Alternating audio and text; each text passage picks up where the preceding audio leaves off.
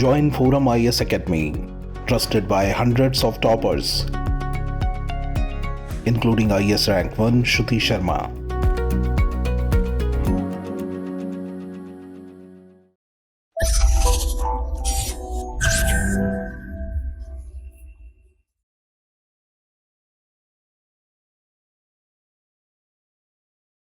Good evening, aspirants. Welcome to the Hindu News Analysis discussion brought to you by ForumIAS for the date 21st March 2023. So these are the list of news articles for today's discussion. We will be covering 5 topics from agriculture, international relations, governance and economics. Alongside this, I will be covering 2 previous year prelims questions since prelims is approaching, and then we will also be discussing a mains practice question for the day. So straight away, let us move with the first article for the day. First article, farmers remained center of unfulfilled promises. Seek MSP guarantee for crops. The news is about the Kisan Maha Panchayat that took place in Delhi, where thousands of farmers got assembled, and this Kisan Maha Panchayat was organized by the Samyukt Kisan Morcha to remind the center of its unfulfilled promises. Here, a list of demands were presented by the farmers to the Union Minister of Agriculture, and these demands includes a law to guarantee MSP for all crops based on the recommendation of Swaminathan Commission. Then the demand also includes formation of a new committee on MSP. Then other demands include immediate waiver of all loans of all farmers and reduction in input prices, withdrawal of electricity amendment bills, etc. And since this news is about the MSP, we shall know more about the minimum support price from exam point of view. See, the minimum support price is the price at which the government purchases crops from the farmers. And this is to ensure farmers against any sharp fall in the farm prices. Know that it is announced by the government based on the recommendation of Commission for Agriculture Cost and Prices at the beginning of the sowing period. Here, the major objective are to support the farmers from distress sale and to procure food grains for public distribution.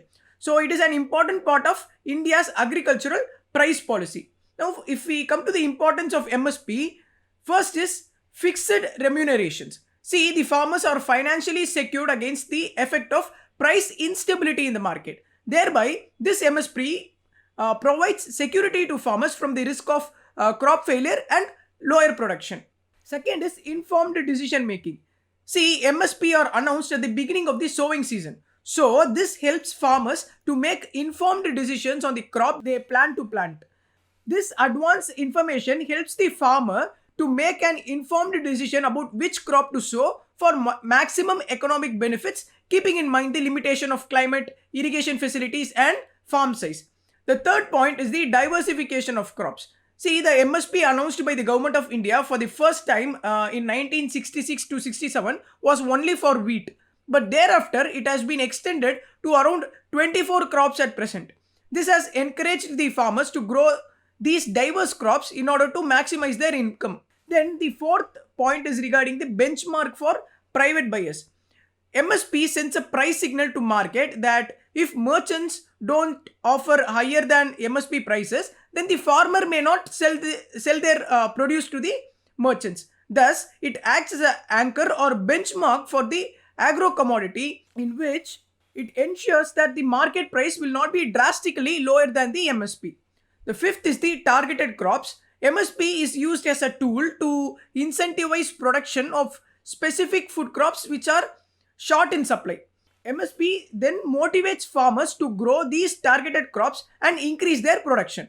The sixth is regarding the purchasing power. See, slow farm growth and increasing farmers' distress demand for more MSP for farmers. Thereby, it helps in enhancing the purchasing capacity of farmers. Now, let us see the various issues associated with the MSP. First is the non-proportional increase. See, the support prices that are being provided to the farmers do not increase at par with the increase in cost of production. And a rating agency, CRISIL, points out that the increase in MSP has indeed fallen during the period of 2014 to 2017. Then the benefits of this scheme do not reach all farmers and for all crops. That is, not all farmers have been able to get the benefit of MSP because of lack of awareness. And there are many regions of the country, like the northeastern region, where the implementation is too weak. Then the third point is the excess storage. See, MSP without sufficient storage has resulted in high piling of stocks in warehouses. The stocks has now become double the requirement under the scheme of PDS, buffer stocks, etc. Then fourth is the market distortion. The MSP distorts the free market by favoring some particular crops over the other crops. Then fiscal burden. Open-ended procurement of paddy and wheats at MSP is completely out of sync with market prices, and that leads to fiscal burden to the government. Then sixth point is the impact agricultural exports. See, hikes in MSP also adversely affect the exports by making Indian farm goods uncompetitive, especially when international market prices are very much lower. Then there is an ecological problem where the MSP leads to non-scientific agricultural practices whereby soil, water are stressed to an extent of degrading groundwater table and salination of soil. Then the final point is the crop diversity. See, MSP, that is the minimum support price, affects the crop diversity of India. With MSP cropping patterns gets affected, it leads to production of MSP supported crops as it guarantees return. Then the way forward, first is alternate income models. See, instead of relying on MSP alone, the government can explore alternate models to boost farmers' income, like focusing on horticulture. Then second is the market intervention scheme. This is a counterpart of the MSP, under which the state government procures perishable commodities like vegetable items. Then the third is the price deficiency payment. To solve the problem of MSP, both the Niti Aayog as well as the Economic Survey recommended this price deficiency payment, where the government pays the farmers the difference between the average price of a product in major mandi and the MSP.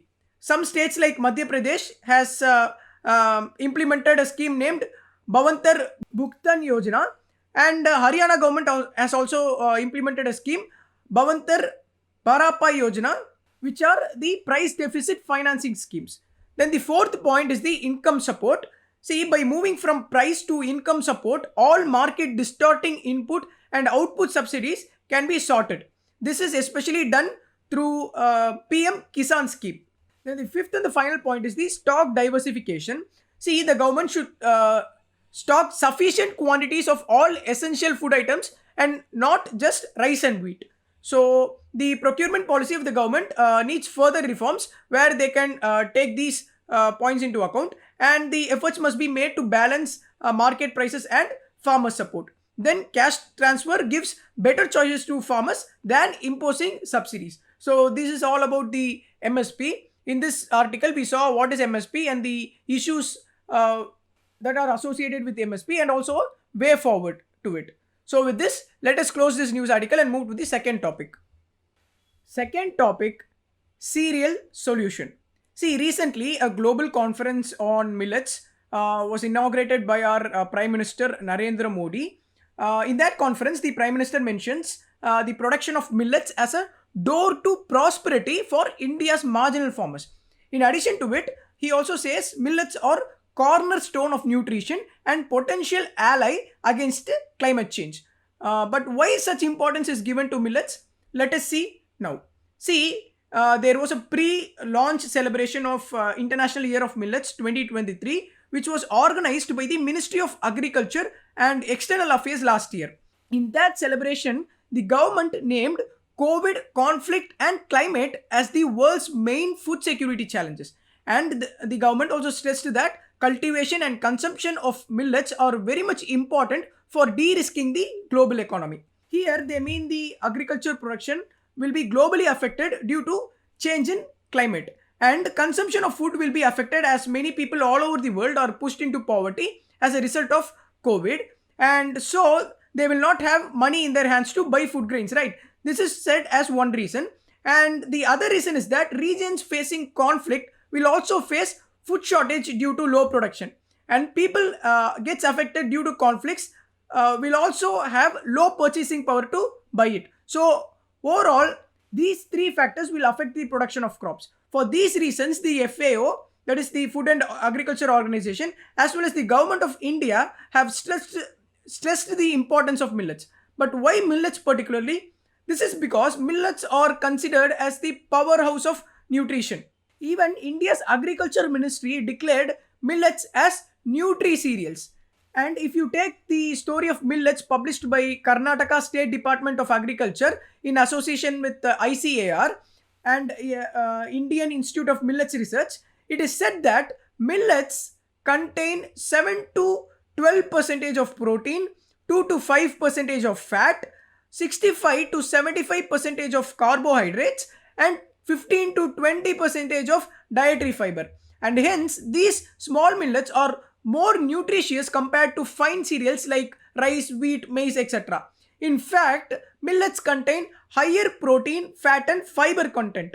Because of such benefits from millet consumption, we can say that millet can help in addressing the issues like child stunting, child wasting, anemia among women. And the overall malnutrition in developing countries like India can be addressed through production and consumption of millets. And secondly, millets have specific agronomic characteristics. That is, they are drought resistant as well as they can be cultivated even in semi-arid regions. So we don't need to care about problems like high water consumption, depletion of groundwater, higher electricity consumption for irrigation purposes, etc. And because millets are good for nutrition and are climate resilient, as said earlier, they are widely promoted by countries like India.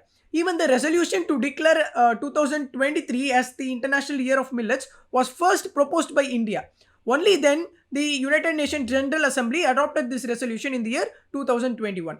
See, two groups of millets are grown in India. They are classified into major and minor millets. The major millets are sorghum, pearl millet and finger millets, while the jowar, bajra, ragi are minor millets. See, if we consider the year 2019 to 20, the total production of nutri cereals, including the millets, was 47.7 million tons. But the majority of this production comes from maize alone. Maize contributes 28.8 million tons, which is more than half of the total production. And know that maize is a non-millet crop that is used mainly as feed. That is to feed livestock like cows, horses, pigs and sheep. If we take the production of sorghum, they are 4.8 million tons. Pearl millets are 10.4 million tons and finger millets along with other millets are 3.7 million tons. Put together, the millet production is around 18.9 million tons. So, low quality of production is one of the problems that is highlighted here. Secondly, millets are produced only in few states and the stocks in the central pole are very low. That is, the procurement of millets by FCI is very less. If we take the data, in May 2022, central stocks had nearly 33 million tons of rice and 31 million tons of wheat, but only 4 lakh tons of nutri cereals put together. Thirdly, the article highlights the decline in the area under millet cultivation, and the article also talks about low productivity of millets. If we compare the data from 2011 to 12 with the data 2019 to 20, we can see fall in the production of jowar, while the production of pearl millets have stagnated. That is, bajra has stagnated. And if we take the production of other millets, including ragi, they have either stagnated or declined. See, know that the production of crop is estimated on absolute numbers, that is in kg, tons like that. But the measurement of productivity is different. Here, the productivity of jowar and bajra has increased, but only marginally. That is, the quantity of crops per hectare area has increased. And know that the average yield of jowar was 957 kg per hectare in 2011 to 12, while it increased to 989 kg per hectare in the year 2019 to 20. Similarly, the yield of bajra was around 1079 kg per hectare in 2010. Then it increased to 1237 kg per hectare in 2017 to 18. Although millets are nutri cereals, climate resilient and with specific agronomic characters, we have to know the reasons why its production is sidelined. See, here we have to know, although the share of millet is very less, India is the largest producer in the world because of Indian dietary tradition. That is, India is the largest producer of millets because of Indian dietary tradition. The first reason for sidelining of millets is that the superfood was ignored during the Green Revolution. See, the Green Revolution that happened in the years between 1960s and 1970s gave high importance to rice and wheat, because at that point of view the government was more concerned to fight hunger and not the nutritional outcomes. So the government concentrated more on increasing the yield of crops. So with the development of HYV seeds, that is the high yield variety seeds of rice and wheat, the government took such steps earlier. Second reason is the MSP, which we discussed in the previous topic. MSP also highly emphasized in producing rice and wheat. But now India is concentrating in increasing the production of millets, considering the negative impact of Green Revolution, where it includes like high usage of pesticides, chemicals, high groundwater extraction, malnutrition, hidden hunger, etc. And now, with the remarkable progress in income growth, India is now moving towards sustainable agriculture. Here also, you must know that competing with rice, wheat, maize are not going to be easy. As per the FAO records, these three crops alone, that is the rice, wheat, maize alone, constitutes 89% of global cereal production. So here the editorial suggests for more remuneration to millet production, and one should not just focus on technological advancements alone. And finally, the article says you cannot term one crop, especially millets, as superior to another, because this could also backfire, as marginal farmers who rely on producing rice and wheat will get affected. So what can be done is that, first, to increase the production through higher remuneration to millet producers. Then secondly, the access of millets should be increased so that it leads to wider consumer base. Through such strategies alone, the sustainability of production and consumption of millets can be ensured. So this is what said in the editorial section. Along with that, we also saw about millets from prelims point of view. With this, let us close this topic and move to the third topic. Third topic, concluding on high note in Manhattan. This opinion section is written by T.S. Trimurthy, who served as permanent representative of India to United Nations, and he has also been the president of UNSC for the month of August 2021. And in addition, you must know that India has been the member of UNSC for nearly 8 times, and its last membership to United Nations Security Council expired last December only. So in this news article, the author, who served as India's representative in UNSC, reveals how India used the UNSC platform to serve its interest. But before going into the article, let us know about the United Nations Security Council. See, the UNSC is one of the UN's 6 main organs. The other 5 organs are the General Assembly, the Trusteeship Council, the Economic and Social Council, International Court of Justice, and the Secretariat. Now, know that the aim of this United Nations Security Council is to maintain international peace and security, and it held its first session on the month of January 1946 in Westminster, which is present in London. The headquarters of UNSC is in New York, United States, and if we take the member countries, the UNSC has 15 members consisting of permanent and non-permanent members. The 5 permanent members are US, UK, Russia, China, and France, which are called as P5 countries, and the other 10 non-permanent countries are elected or keeps changing as they have a tenure of 2 years. At present, the non-permanent members are like Albania, Brazil, Ecuador, Gabon, Ghana, Japan, Malta, Mozambique, Switzerland, and United Arab Emirates. As said earlier, India's term got expired on the month of December 2022. Initially, the strength of non-permanent members was just 6, but it later on extended to 10 in 1965. And importantly, know that all permanent members have veto power, whereas all other members have just 1 vote. To decide on any matters in UNSC, 9 out of 15 votes are required. However, if any of the P5 members votes against or vetoes the matter of resolution, then the proposed resolution cannot be passed. Here, the veto power of P5 countries have been used most frequently by Russia, blocking more than 100 resolutions since the council's founding.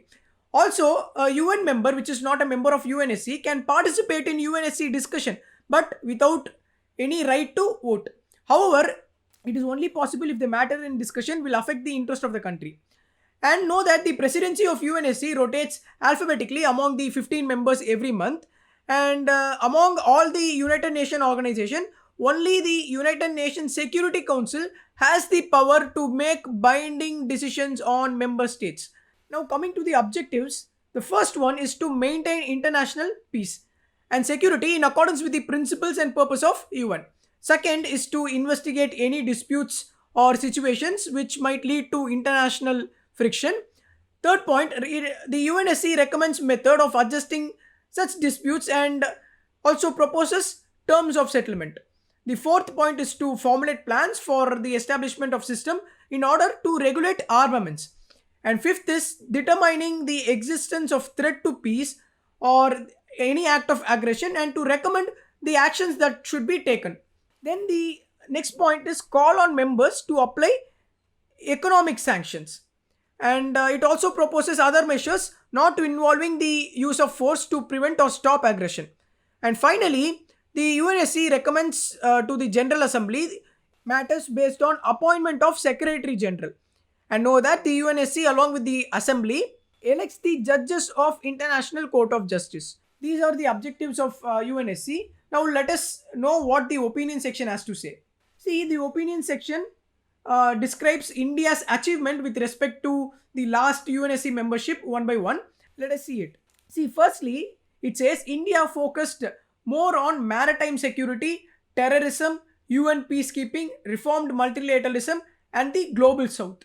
Moreover, India chaired three important UNSC committees this time. They are like Taliban Sanctions Committee, Libyan Sanctions Committee, and Counter Terrorism Committee. Secondly, the author says Prime Minister of India chaired a UNSC meeting on maritime security for the very first time.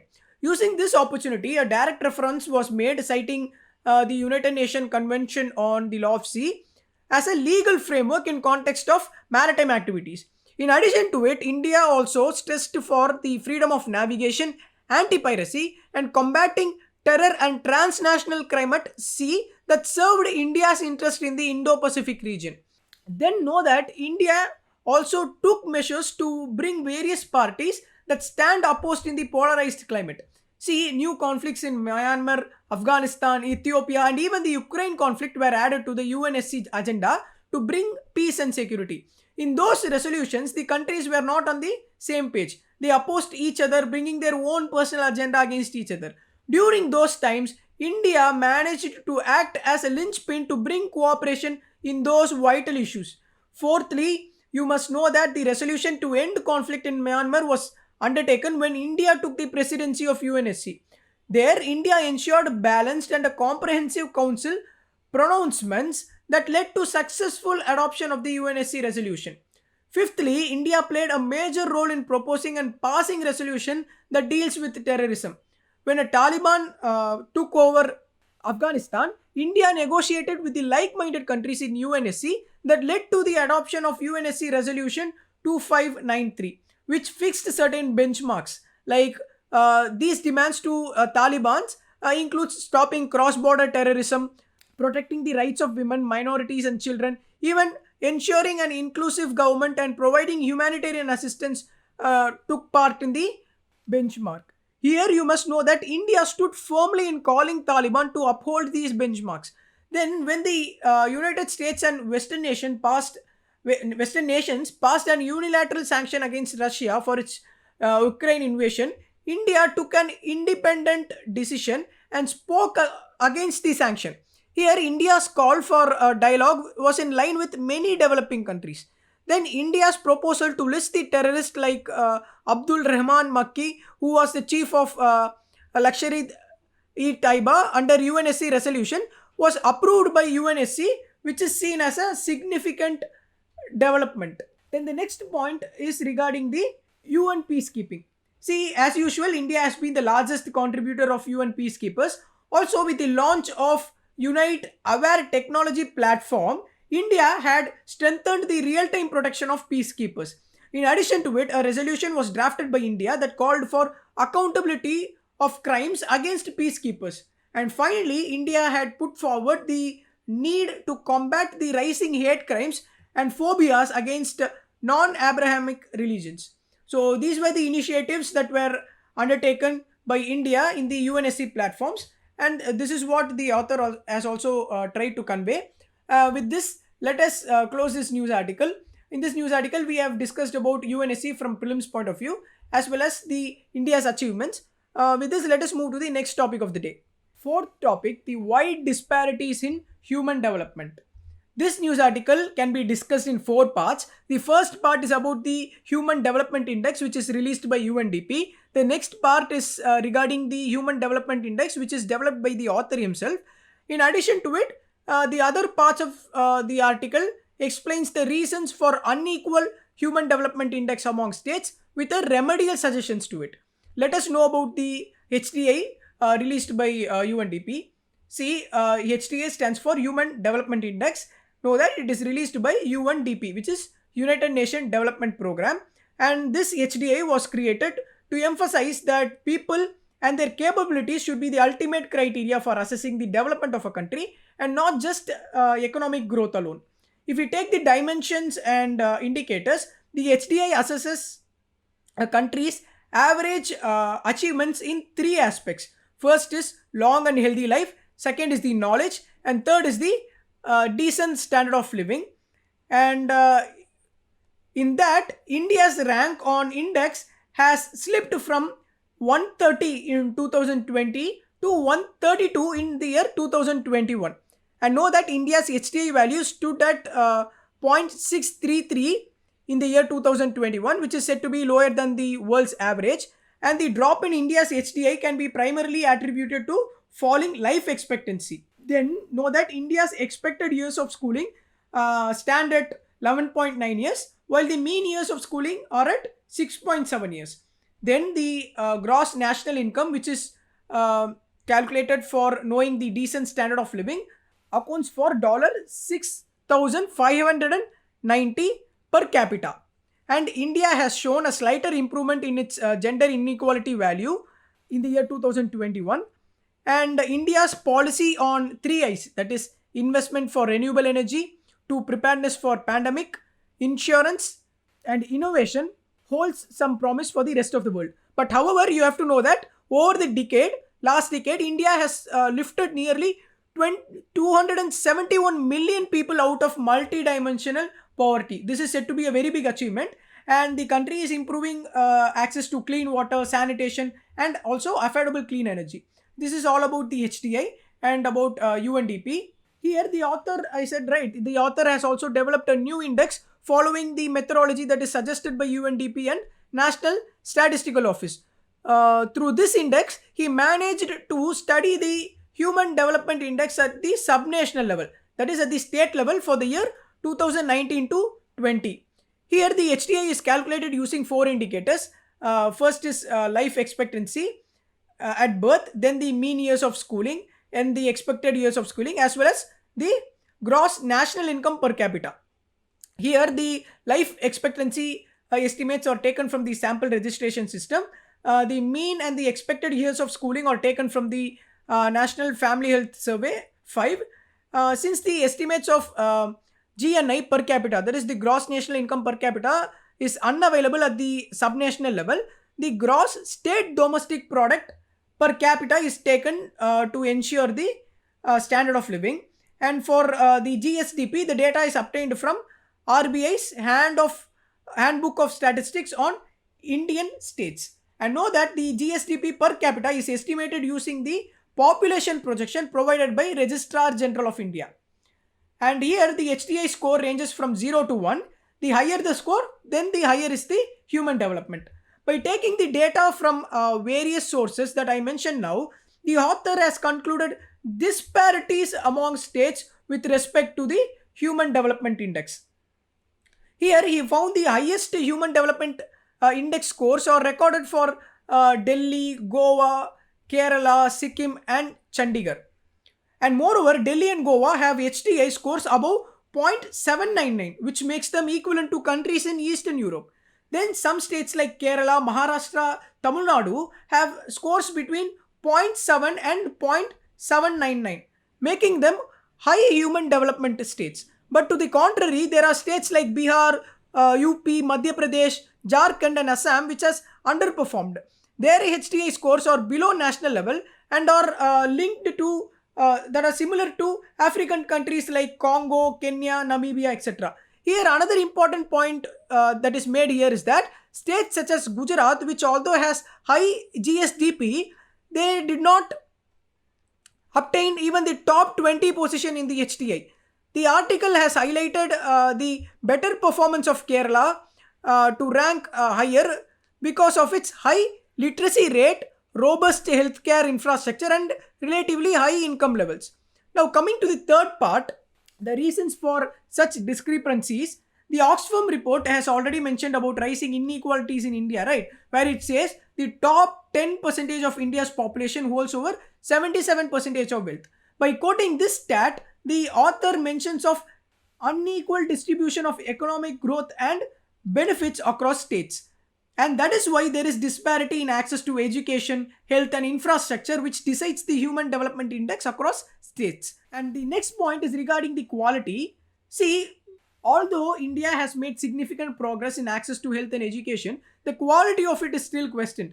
In a precise way, the author says, although the country has achieved near universal enrollment in primary education, the quality of education remains low. So to address this disparity, the article suggests that government should give adequate priority of human development and ensure that the benefit of growth are more evenly distributed.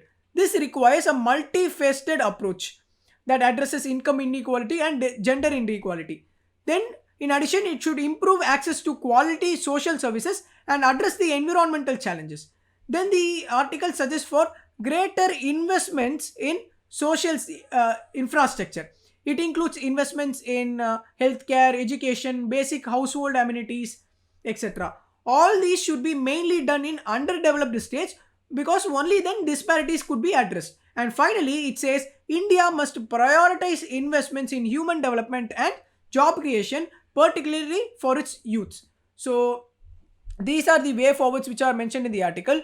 And in this editorial section, we saw about the Human Development Index from prelims point of view and also about the observations made by the author himself. So with this, let us finish this topic and move to the fifth topic of the day. Last and the final topic, CAD to narrow, bolster rupee against global risks, says Finance Minister. The news is that the Finance Minister Nirmala Sitharaman has said growth momentum has sustained through the course of 2022 to 2023, although the GDP growth dropped to 4.4% in the third quarter from 6.3% in the second quarter of 2022 to 2023.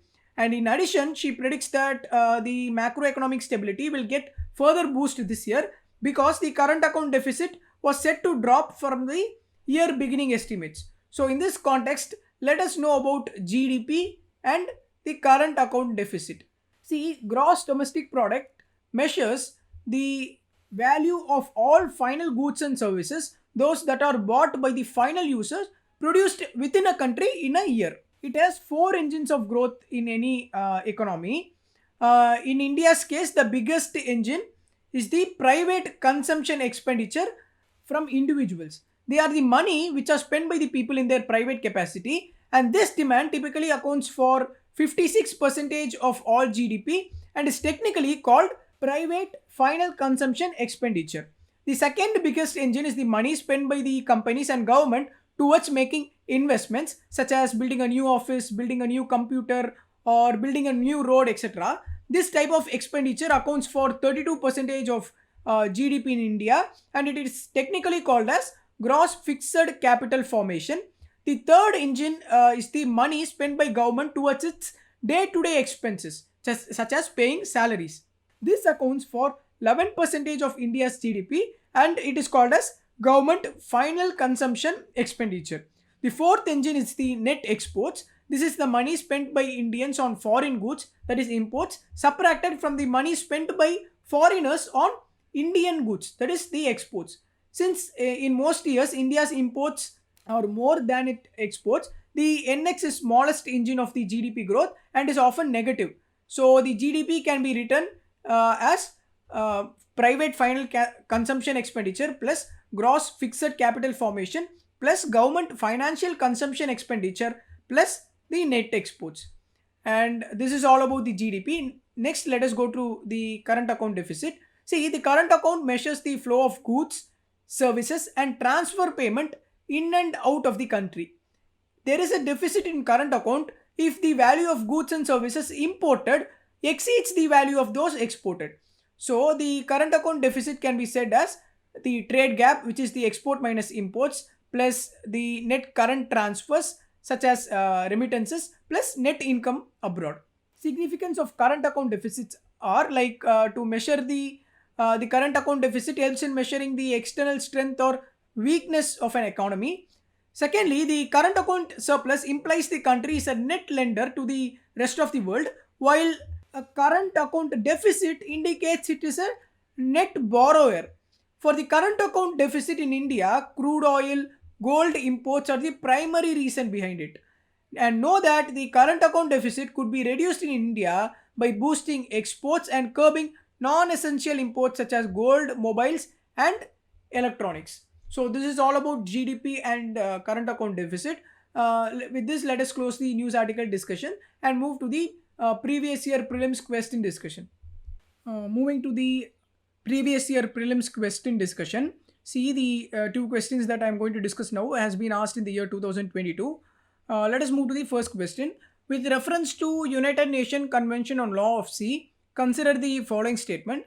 The first statement says, a coastal state has the right to establish the breadth of its territorial sea up to a limit not exceeding 12 nautical miles, measured from the baseline determined in accordance with the convention. The second statement says, ships of all states, whether coastal or landlocked, enjoy the right of innocent passage through the territorial sea. The third statement says, the exclusive economic zone shall not extend beyond 200 nautical miles from the baseline from which the breadth of the territorial sea is measured. Which of the statements given above are correct? The options given are option A 1 and 2 only, option B 2 and 3 only, option C 1 and 3 only, option D 1, 2 and 3. See, this is a direct fact based question. You have to know about the United Nations Convention. Only then you will be able to answer this question. All the three statements are right. So the answer for this question is option D 1, 2 and 3. Moving to the second question. Which one of the following statements best reflect the issue with Senkaku Islands sometimes mentioned in the news?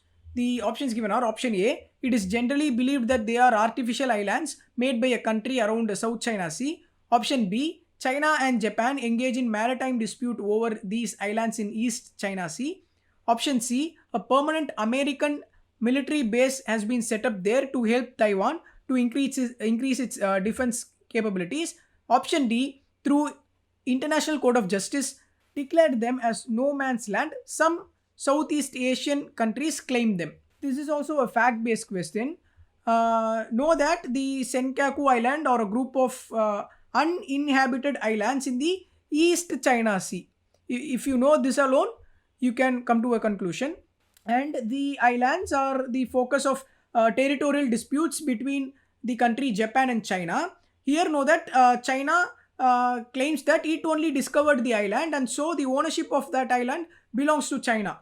But Japan has said it has maintained the ownership of island from the year 1895, where only after the Second World War Japan surrendered it. So this is the dispute that is going on between China and Japan. The answer for this question is option B, which says China and Japan engage in maritime disputes over these islands in East China Sea. And now coming to the mains practice question. Despite their advantages for consumers and farmers, millets aren't the first choice. What are the reasons behind it? What should be done to make it more acceptable? The aspirants can take note of this question. You can write the answers and post it in the comment section for peer review. So with this, we have come to the end of the news articles as well as question discussion. With this, let us wind up the session. If you like the method of teaching and if you are clear with the concepts, please like, comment, and subscribe to ForumIAS in various social media platforms for further updates. Thank you for listening. Good day.